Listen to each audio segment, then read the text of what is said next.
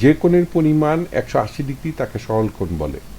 আবার সরল কোণ দুই সমকোণের সমান বা 180 ডিগ্রি। চিত্রটি দেখলে আমরা দেখতে পাই দুইটি সরল রেখার পরস্পর সম্পূর্ণ বিপরীত দিকে গমন করলে রেখাটির দুই পাশে যে কোণ উৎপন্ন হয় তাকে সরল কোণ বলে। অন্যভাবে বলতে গেলে একটি কোণ যার বাহুগুলি শীর্ষবিন্দু থেকে বিপরীত দিকে একই সরল রেখায় অবস্থিত, অর্থাৎ একটি কোণে তিনটি বিন্দু থাকে এবং তিনটি বিন্দু যদি একই সরল রেখা অবস্থিত থাকে সেই ক্ষেত্রে সেটি সরল কোণ বলে, এবং যে অথবা যা দুইটি সমকোণের সমান।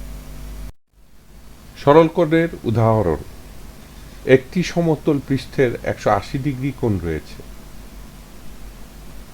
একটি সোজা লাঠির একটি কোণ থাকে যা সোজা বা 180 ডিগ্রি। একটি সরল কোণ সরল রেখা থেকে আলাদা কারণ এটি 180 ডিগ্রি পরিমাপ করে, এবং একটি সরল রেখা হলে দুটি বিন্দুর একটি সংযোগকারী।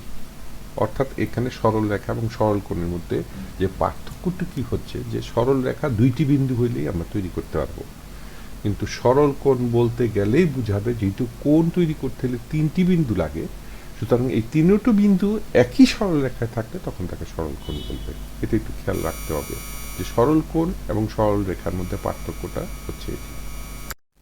সরল কোণের বৈশিষ্ট্য: একটি সরল কোণে বাহুগুলি বিপরীত দিক থেকে প্রসারিত হয়।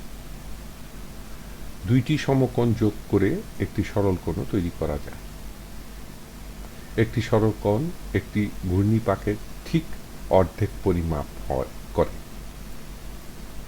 একটি সরল কোণ একটি বিন্দুর দিক পরিবর্তন করে। ধৈর্য ধরে টিউটোরিয়ালটি দেখার জন্য ধন্যবাদ। টিউটোরিয়াল দেখার জন্য আপনাকে ধন্যবাদ। আপনার যদি কোনো প্রশ্ন থাকে তবে আমাদেরকে rhkstorecouk@gmail.com ইমেইল করুন বা মন্তব্য বিভাগে লিখুন।